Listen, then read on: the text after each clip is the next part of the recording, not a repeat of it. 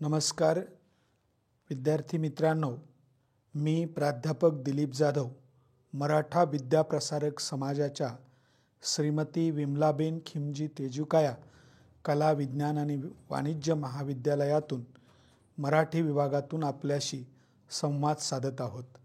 विद्यार्थी मित्रांनो, आज आपण प्रथम वर्ष कला ह्या वर्गाच्या प्रथम सत्रातील भाषिक कौशल्य विकास यातील महत्त्वाचं कौशल्य वाचन कौशल्य या विषयावरती चर्चा करणार आहोत. विद्यार्थी मित्रांनो, मानवी जीवन आणि भाषा यांचे सहसंबंध आपण मागच्या व्याख्यानात बघितलेले आहेत. माणसाचं वेगळेपण केवळ भाषेमुळे आहे असंही मी आपल्यासमोर मांडलं. माणसाचं व्यक्तिमत्व हे भाषेमुळे लक्षामध्ये राहतं किंवा माणूस जो सुधारला आहे त्यानं समाज संस्कृती निर्माण केली याच्या मूळ कारणाकडे आपण लक्ष दिलं तर भाषा हेच त्याचं एक महत्त्वाचं कारण असंही मी सांगितलेलं आहे. आणि म्हणून व्यक्तिमत्व विकासात भाषेचं अनन्य असं साधारण स्थान आहे असंही मी सांगितलं. व्यक्तिमत्व विकासात भाषेचं महत्त्व आपण लक्षात घेत असताना आपल्याला भाषेची विविध जी कौशल्य आहेत त्यांचा या ठिकाणी विचार करावा लागणार आहे. त्यामध्ये आपल्याला पहिलं जे कौशल्य आहे इथे ते म्हणजे वाचन कौशल्याचा विचार आपल्याला करावा लागणार आहे. वाचनाचं महत्त्व हे मानवी जीवनात अनन्यसाधारण आहे.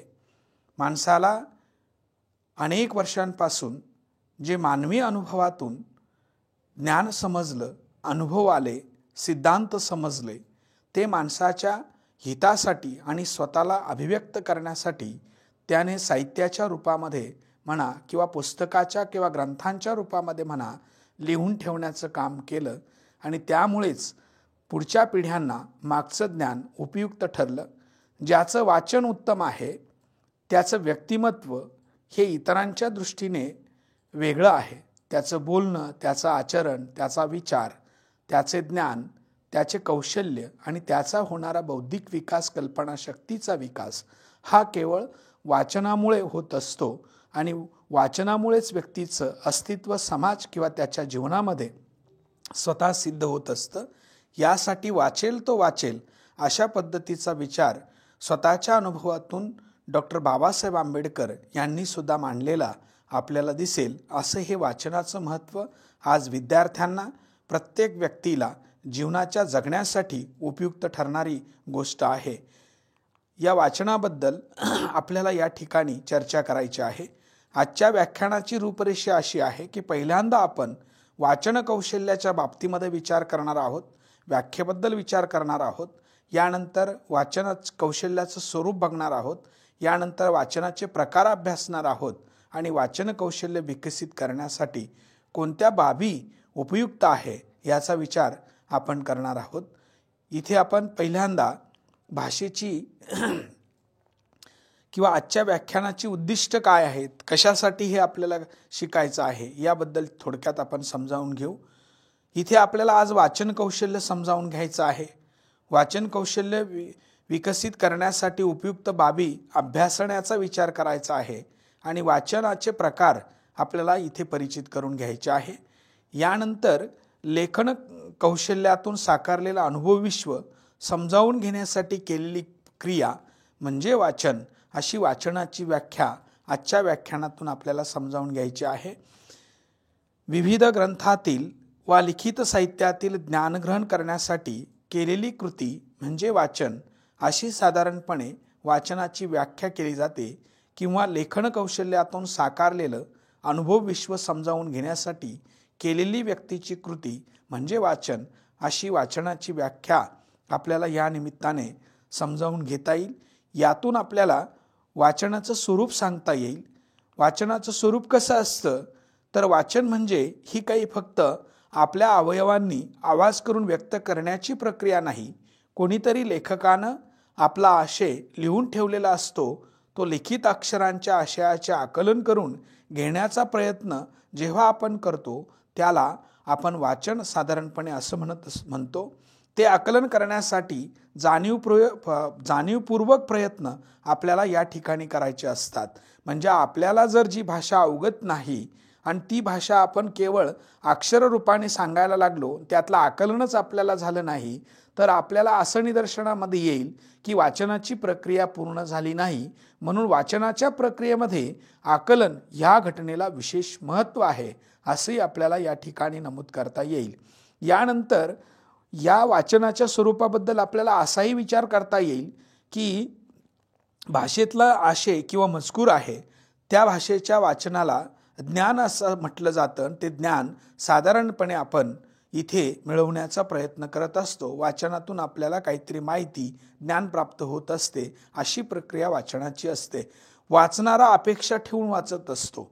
इथे काय घडतं, उगच कोणी वाचत नाही. साधं दुकानाची पाटी देखील आपण गरज असली तर वाचतो, किंवा उगच आपल्याला काही काम नाही म्हणून व्यक्ती वाचत नसते. विद्यार्थी जसा अभ्यास आपल्याला परीक्षेमध्ये विचारला जाणार आहे, आपल्याला चांगले गुण मिळवायचे आहे म्हणून अभ्यासक्रमाची पुस्तकं वाचतो, तसं एखादी वृद्ध व्यक्ती आपल्याला वेळ जात नाही, मनोरंजन व्हावं म्हणून वाचण्याचा प्रयत्न करतो. इथे विद्यार्थ्याची अपेक्षा ही परीक्षेमध्ये उत्तम गुण मिळवण्याची आहे, तर एका वृद्धाची अपेक्षा आपल्याला वेळ जात नाही, मनोरंजन व्हावं म्हणून वाचण्याचा प्रयत्न, अशा दोन्ही अपेक्षा या दिसतात. म्हणून वाचण्यामध्ये वाचकाला अपेक्षा ठेवूनच कृती करावी लागते. आशयाचे आकलन झाल्याशिवाय वाचनाची प्रक्रिया पूर्ण होत नाही, ही गोष्ट देखील आपल्याला यातनं समजते. ज्ञान, माहिती किंवा मनोरंजन हा वाचनाचा हेतू असतो आणि त्याच हेतूने व्यक्ती ही कृती करत असते. इथे लिखित जी अक्षरं असतात, ही लिखित अक्षरं तो वाचणारा जाणून घेत असतो. लिखित अक्षराच्या आकलनाला, अर्थाला त्यात विशेष महत्त्व असतं, असं आपल्याला साधारणपणे या वाचनाच्या प्रक्रियेतून लक्षामध्ये येईल आणि हेच त्याचं स्वरूप असतं, असंही आपल्याला सांगता येईल. आता वाचनाचे प्रकार, विद्यार्थी मित्रांनो, कोणत्याही गोष्टीमध्ये त्याच्या वैशिष्ट्यांवरून त्याचे प्रकार समजले जातात. तर आपल्याला इथे वाचनाचे काही प्रकार सांगता येतील.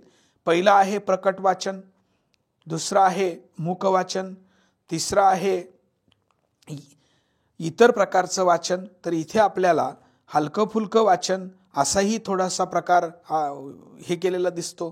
त्यानंतर सहहेतुक वाचन असाही प्रकार काही अभ्यासकांच्या मताने केलेला दिसतो. यानंतर चाळणी वाचन असाही एक प्रकार इथे दिसतो आहे. ज्ञान व आनंद प्राप्तीसाठी केलं गेलेलं वाचन असेही हे प्रकार या ठिकाणी दिसत आहेत. पण एकूणच विचार करता आपल्या असं लक्षात येतं की प्रकट आणि मूक वाचन हे वाचनाचे महत्त्वाचे दोन प्रकार सर्वश्रुत आहेत. वाचन कौशल्य विकसित करण्यासाठी आवश्यक बाबी. वाचन कौशल्य हे भाषा प्रभुत्व मिळवण्याचे उपयुक्त साधन आहे. आणि वाचनामुळे काय होतं, तर माणसाची भाषा, जे काही त्याच्या भाषेत कौशल्य आहे, भाषा वापरण्याचं किंवा त्याच्या शब्दांमध्ये, संग्रहामध्ये भर पडत जातो. ते शब्द जेव्हा ती व्यक्ती वापरते त्यावेळेला त्याचं प्रभुत्व भाषेवरचं आपल्याला जाणवतं आणि इतरांशी संवाद साधण्यासाठी त्या वाचनाचा किंवा त्या ज्ञानाचा त्याला फायदा होत असतो. वाचल्यानंतर केवळ बोलण्याशी किंवा संवाद साधण्यासाठीच त्याचा फायदा होत नाही, तर आपल्याला आपल्या व्यवसायामध्ये, आपल्या जीवनामध्ये, आपल्या विचारांमध्ये, आचारांमध्ये निश्चितपणे फायदा होत असतो. आणि केवळ भाषेचंच प्रभुत्व नाही, तर व्यक्तीचं प्रभुत्व देखील त्या विचारांप्रमाणे आपण वागत राहिलो तर आपल्या लक्षात येतं. आणि त्यामुळे आपला एक स्वतंत्र ठसा समाज जीवनावरती निर्माण होतो. त्यातून हा कुठल्या विचारांच्या आचरणाचा विचार करणारा व्यक्ती आहे हे सिद्ध होते. आज आपण पाहिलं की तत्त्वज्ञानावरूनच लोकांची विचारधारा किंवा जे काही संप्रदाय निर्माण झालेले आहे ते ठरविले जातात. म्हणून वाचनाचं महत्त्व हे जसं भाषेसाठी उपयुक्त आहे, तसं व्यक्तीच्या व्यक्तिमत्वासाठी सुद्धा उपयुक्त आहे. आणि ते जर मिळवायचं असेल तर आपल्याला काही गोष्टी इथे आवश्यक आहे. मग काय आवश्यक आहेत त्या बाबी, तर पहिलं आहे आपल्याला शब्दबोध, अर्थबोध यासाठी लागणारी जाण विकसित करावी लागेल. आपल्याला काय करावं लागेल, तर आपण जे वाचतो आहे त्याच्यात नेमकं शब्दांचा काय बोध आहे, त्या शब्दांचा काय अर्थ आहे, त्या लेखकाला नेमकं काय मांडायचं आहे, शब्दांची जाण ठेवणं आपल्याला विकसित करावं लागणार आहे. शब्दांचे अर्थ जोपर्यंत आपल्याला लक्षात येत नाही तोपर्यंत त्या लेखकाचा मजकूर आपल्या लक्षात येणार नाही किंवा त्याच्यातला आशय काय आहे तो समजणार नाही. आशय समजला नाही की जाणीव येत नाही, जाणीव आली नाही तर विषय समजत नाही. असे सगळे अडथळे आपल्याला अर्थांचा बोध न झाल्यामुळे वाचन करूनही लक्षामध्ये येत नाही. यानंतर वाचन करत असताना आपण आशय केंद्रित वाचन ठेवणं आवश्यक आहे. बऱ्याच वेळेला असं होतं की आपल्यासमोर वेगवेगळे प्रावधानं असतात. कोणीतरी मित्र आपल्याबरोबर बोलत असतो किंवा TV, रेडिओ, मोबाईल अशा पद्धतीची ही माध्यमं आपल्याशी संवाद साधत असतात आणि त्याच वेळेला आपण वाचण्याचा प्रयत्न करत असतो. आपलं लक्ष विचलित झाल्यामुळे आपण आवश्यक तो मजकूर वाचणंही आपल्या लक्षामध्ये येत नाही आणि त्यामुळे आपल्याला तो विषय समजत नाही. म्हणून आपण वाचन करताना आशयाचं केंद्रीकरण आपल्या लक्षामध्ये असायला पाहिजे हे वाचकानं लक्षात ठेवावं. आशयाचे वाचन केल्यावर त्याचं चिंतन करणं इथे आवश्यक आहे. जर आपल्याला आपल्या वाचनाची जाण विकसित करायची असेल किंवा आपलं कौशल्य विकसित करायचं असेल तर आशयाचं वाचन केल्यानंतर अवश्य त्याचं चिंतन करावं. आपण वाचलेली गोष्ट आपल्या मनाच्या मनात परत आठवावी आणि त्याचे वेगवेगळे अर्थ आपण स्वतःच्या मनानं प्रतीत करून घ्यावेत, आपल्या कल्पनेनं समजावून घ्यावेत आणि आपल्या कल्पनेनं शब्दांची निर्मिती आपल्या मनामध्ये निर्माण करावी. असं जर केलं तर निश्चितपणे आपलं वाचनाचं कौशल्य हे विकसित होतं किंवा आपल्याला वाचनाची आवड निर्माण होते आणि वाचनाची आवड ही अतिशय चांगली आवड असते की जेणेकरून आपल्या जीवनाचा एक ठसा आपल्या सभोवतालच्या समाजमनावर निर्माण करण्यात ती व्यक्ती यशस्वी होत असते. सगळ्यात महत्त्वाची गोष्ट शब्दांचे उच्चारण. वाचनामध्ये शब्दांचं उच्चारण खूप महत्त्वाचं आहे. जे शब्द उच्चारता येत नाहीत त्यांच्या उच्चारण्याचा पुन्हा पुन्हा प्रयत्न आपल्याला करावा लागणार आहे. बऱ्याच वेळेला आजच्या काळामध्ये विविध शास्त्रांच्या ज्ञानाची देवाणघेवाण होताना दिसत आहे. प्रामुख्याने आपण जर मराठीकडे पाहिलं तर आपल्या असं लक्षामध्ये येतं की अनेक इंग्रजी भाषेमधले शब्द वेगवेगळ्या शास्त्रांचं भाषांतर करत असताना मराठीमध्ये त्याचे प्रमाण शब्द न सापडल्यामुळे आपल्याला अवघड शब्द तिथे निर्मिले जातात. याबरोबरच आपले जे वागेंद्रिय आहे किंवा जे आपले बोलण्याची इंद्रिय आहे त्याच्यामध्ये देखील अडथळे निर्माण होतात. बऱ्याच लोकांना ल असेल, र असेल किंवा ळ असेल हे वर्ण उच्चारता येत नाहीत आणि त्यामुळे आपण व्यवस्थित उच्चारण करू शकत नाही. त्यामुळे प्रकट वाचन ती व्यक्ती करायला कुठेतरी कचरते आणि नकळतपणे त्या विषयाचा कंटाळा किंवा आपल्या मनामध्ये एक न्यूनगंड किंवा ज्याला आपण फोबिया म्हणतो हा फोबिया निर्माण होत जातो आणि माणसं वाचनापासून दुरावतात किंवा समोरच्या व्यक्तीला आपण नेमकं काय वाचत आहोत हे लक्षात न आल्यामुळे तिथे गोंधळ होण्याची शक्यता निर्माण होत असते. प्रामुख्याने शिक्षकांच्या शैक्षणिक व्यवसायामध्ये किंवा उत्तम व्याख्यात्याच्या व्याख्यानामध्ये या गोष्टींची कमतरता भासल्यास त्याचा व्यावसायिक दर्जा घसरण्याची सुद्धा शक्यता निर्माण होते आणि विद्यार्थी वर्गाला तो विषय नकोसा वाटायला लागतो. त्यामुळे आपण आपलं नेहमी उच्चारण हे स्पष्ट असावं. शक्यतोवर प्रमाण भाषेतलेच उच्चार आपले असावेत. बऱ्याचशाच वेळेला साहित्यासारख्या क्षेत्रामध्ये प्रादेशिक स्वरूपाचं लेखन होतं आणि प्रादेशिक शब्द कथा कादंबऱ्या यांच्यामध्ये येतात आणि ते प्रादेशिक शब्द लिहायला आणि उच्चारायला देखील आपल्याला अवघड जातात. उदाहरण द्यायचं जर म्हटलं तर आपल्याकडे म्हशीसारख्या ह्या प्राण्याला त्याला खून देण्यासाठी आपण त्रो असा शब्द वापरतो, पण तो लिखाणामध्ये इतका अवघड आहे आणि उच्चारण्याला देखील तो इतका अवघड आहे, तो उच्चारता येत नाही आणि त्याचा अर्थाचं आकलन आपल्याला होत नाही ही गोष्ट. म्हणून आपण आपलं उच्चारणशास्त्र जे आहे ते उच्चारणशास्त्र उच्च कोटीचं कसं होईल, स्पष्ट कसं होईल हे लक्षात ठेवावं.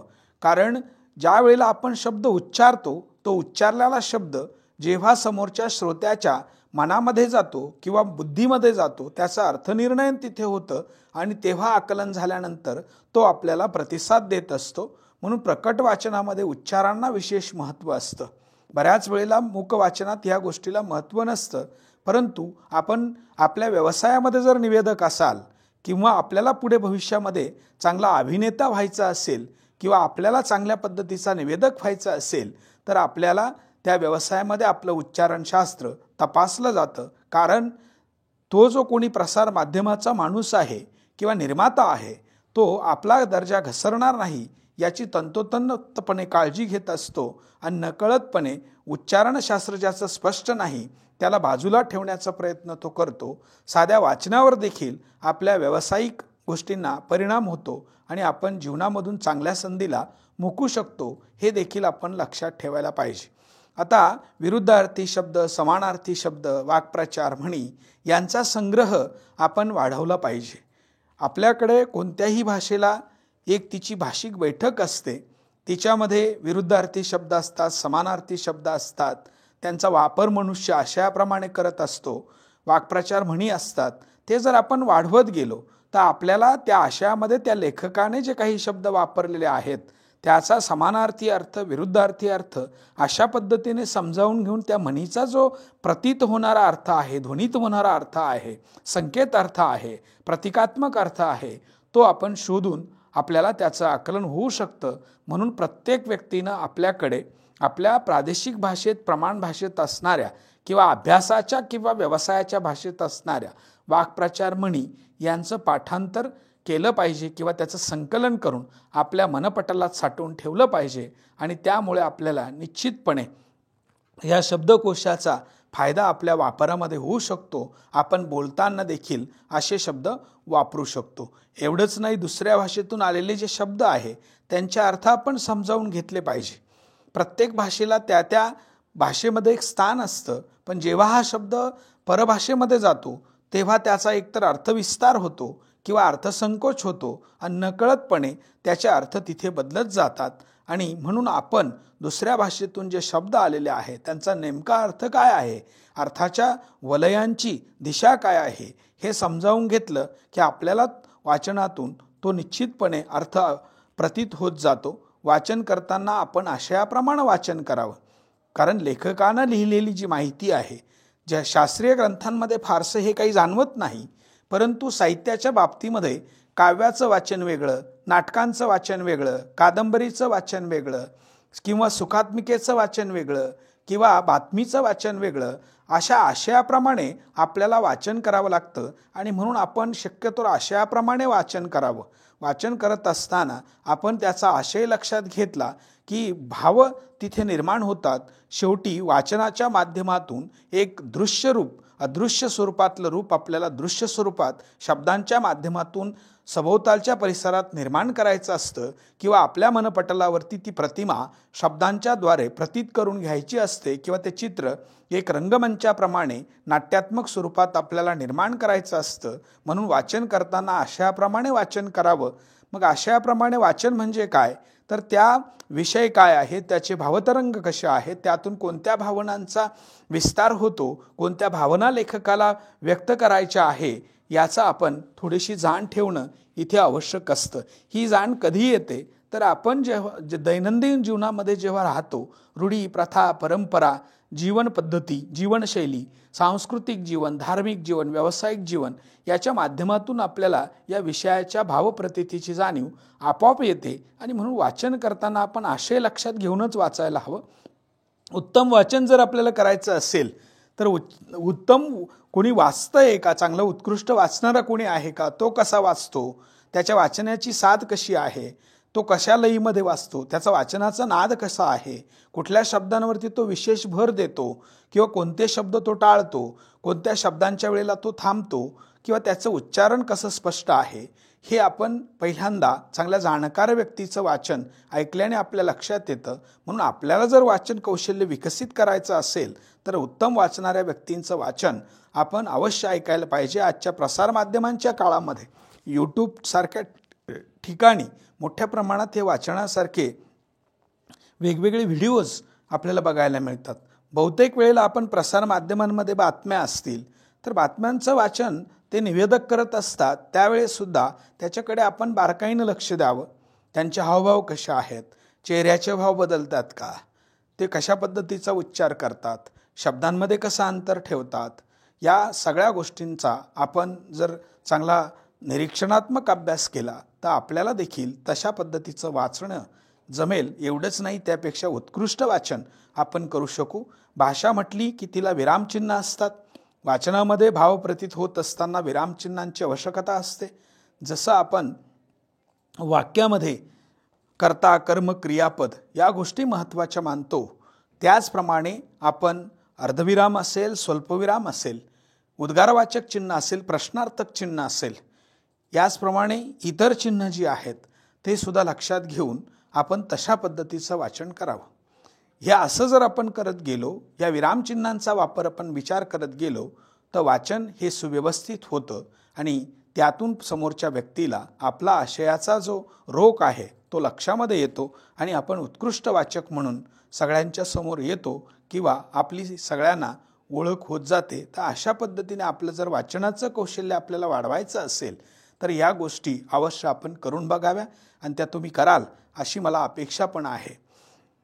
आता या ठिकाणी आपण इथे आत्तापर्यंतच्या व्याख्यानामध्ये जे वाचन कौशल्य आहे त्याबद्दल जे आपण बघितलं त्याचा थोडक्यात गोषवारा मी आपल्यासमोर मांडण्याचा प्रयत्न करत आहे. वाचन कौशल्य हे माहिती, ज्ञान आणि मनोरंजन, त्याचप्रमाणे व्यक्तिमत्व विकासात उपयुक्त कौशल्य आहे. ही गोष्ट आपल्याला यातून लक्षात आली असेलच. वाचनानं भाषिक दर्जा आणि ज्ञान व्यापक होत जाते. आणि पूर्वी जे पहिलं वाक्य मी वापरलं की वाचाल तर वाचाल, म्हणजे आपल्याला आपल्या जीवनामध्ये जर स्वतःला सिद्ध करायचं असेल, ते ज्ञान, धन, नेतृत्व, कर्तृत्व या सर्व बाबतीमध्ये आपण तज्ज्ञ म्हणून आपल्याला घोषित करणार असू तर त्यासाठी आपल्याला वाचन महत्त्वाचं आहे. आणि म्हणून आपण वाचलं पाहिजे की जेणेकरून आपल्याला आपला भाषिक दर्जा उंचावता येतो. उत्तम भाषकाला आज किंमत आहे. ज्याची भाषा चांगली असते त्याचं समाज जीवनामध्ये स्थान ठरतं आणि ज्याची जाण चांगली असते तो समाजाचा नेता बनतो. वाचनातून या जाणीवा निश्चितपणे व्यापक होत जातात. आपल्या सर्वांना माहीत असेल की महात्मा ज्योतिराव फुले यासारख्या माणसाने ही समाज प्रबोधनाची क्रांती घडून क्षुद्र, स्त्री, दलित, शेतकरी, कामगार, कष्टकरी अशा सर्व लोकांना जो न्याय मिळवून दिला आणि शिक्षणाची क्रांती निर्माण करून दिली. आणि केवळ शिक्षणामुळं किंवा अविद्येनं हा बहुजन समाज मागासलेला आहे ही गोष्ट लक्षात आणून दिली.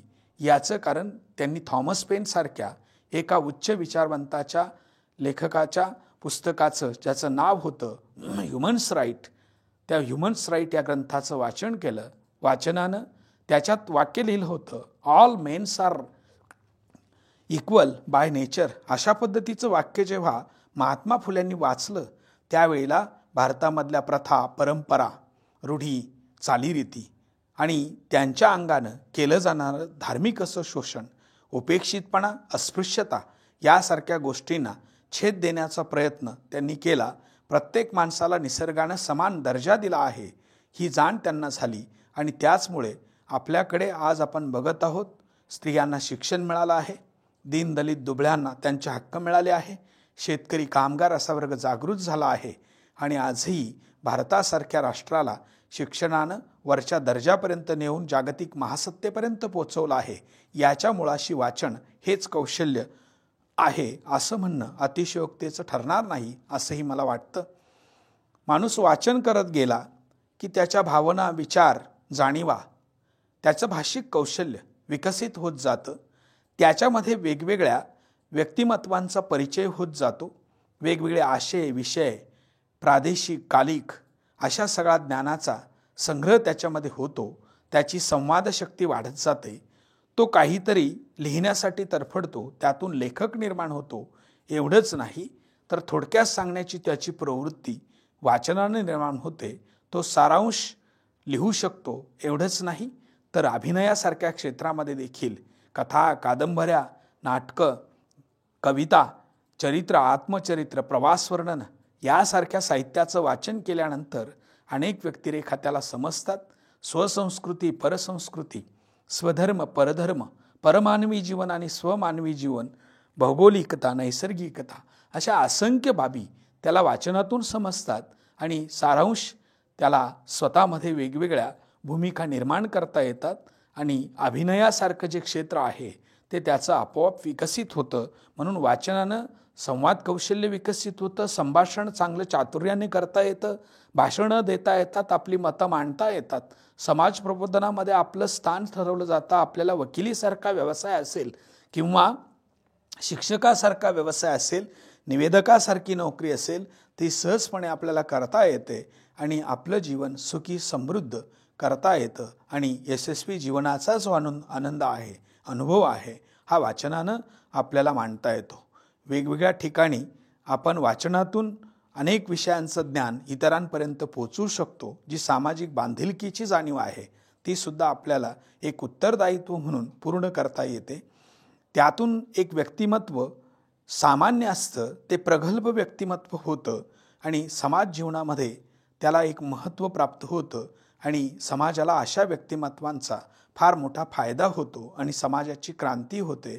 मगाशीच मी महात्मा फुल्यांचं उदाहरण तुम्हाला यासाठी दिलं की कदाचित त्यांनी तो ग्रंथ वाचला नसता तर एवढं त्यांना शक्य झालं नसतं. तुम्ही आणि आम्ही आजही पुन्हा परंपरागत विचारांच्या जोखडाखाली वावरत राहिलो असतो. उपेक्षितपणा आपल्यामध्ये राहिला असता आणि शोषक आणि वंचित पीडित अशा समूहाला निश्चितपणे न्याय मिळाला नसता. म्हणून अक्षर ही वाचित जावीत, अक्षर ही जपत जावीत. अक्षरांनी माणसाला अक्षरत्व येतं असं जर म्हटलं तर ते वावगं ठरणार नाही, असंही मला या निमित्तानं सांगावंसं वाटतं. विद्यार्थी मित्रांनो, आत्तापर्यंत जे आपण सगळं वाचन कौशल्याच्या बाबतीमध्ये बघितलं त्यावर परीक्षेच्या दृष्टीनं प्रश्न विचारले जातात. म्हणून या ठिकाणी आपल्याला मी स्वाध्याय देत आहे. त्यातला पहिला प्रश्न असाही येऊ शकतो किंवा त्याची तयारी आपण करून ठेवाल असं मला वाटतं. वाचनाचं महत्त्व विशद करा.